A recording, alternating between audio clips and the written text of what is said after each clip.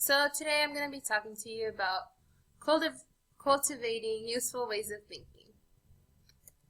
And to introduce these 4 ways of thinking, there are 4 of them. And the first one is the growth mindset. Second is resiliency. Third one, positive possible selves. And the 4th one is optimism. And I'm going to be talking about some examples of these and how, as teachers, it's important to cultivate these ways of thinking to our students. So the first one is the growth mindset, and there's 2 mindsets. There's the growth mindset and the fixed mindset. The fixed mindset is a belief that intelligence is determined at birth and it cannot change. And the growth mindset, according to the book, it's the intelligence that is changeable and dependent on the effort as opposed to the initiate ability. So students can develop this growth mindset if they already have that fixed mindset from family or just that think that they were born really smart in a way. So the way we can develop the growth mindset towards our students is encouraging them ourselves, giving them examples of people that have struggled with these things, and showing the difference between these 2 mindsets. So students with growth mindsets are students that take on challenges. They value their knowledge over their grades, and if they fail, they learn that it's not a personal defeat and they can keep growing from these failures. The second way of thinking is resiliency, and it's the ability to bounce back from diversity, and people can gain strength and grow through these adversities. So adapting to these problems or challenges they face. And some examples of these things could be dyslexia, epilepsy, clubfoot, and bullying. So some characteristics of resilient people, that they know the positive and negative, and they limit their power of negative influences. They also have a clear sense of what they want to do and not want to do in their future. And they don't feel resigned to an unsuccessful future, no matter the adversity they face. And they can adapt to specific plans, short and long term. So to help our students understand some struggles that other people could face is by having someone that has already started their career that had these struggles, similar to the students, come talk to them and show them that no matter what they went through, that they can also have a successful career and not let those obstacles stop them from wanting to reach their own goals in life. So, moving on. The third way of thinking is positive possible selves, and it's the way that their students see themselves in the future. And students with positive images of themselves tend to work to make that true. So we want our students to have, all our students, to have a positive mindset of what their future will be like. And as teachers, we have to also give be examples to them that we feel positive about our career choices. Alright, so helping our students discover their possible selves is by introducing them or doing accomplishment introductions, where they introduce themselves in terms of what they want to do in the future or want to accomplish someday. Do life images, which is looking through pictures or portraits of people that they are inspired by, and or families, or just picturing themselves doing those things. Also creating timelines to present how far in the future they want to get with their careers. And a possible self-research is looking up their career choice and what those people do in their career. At information interviews, the students contact adults that are working in those jobs that those students are looking forward to working in the future. So, having projects with these things can help our students to discover what their possible selves will be in the future, if that's really what they want to do later on.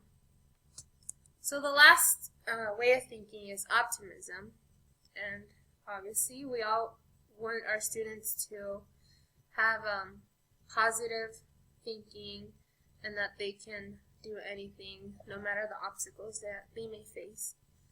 So the optimistic explanatory style is how one explains why events happen. And these are three important characteristics of the explanatory style: permanence, pervasiveness, and personalization. So there's the optimistic way and the pessimistic way of thinking, and we want our students to have the optimistic way of thinking.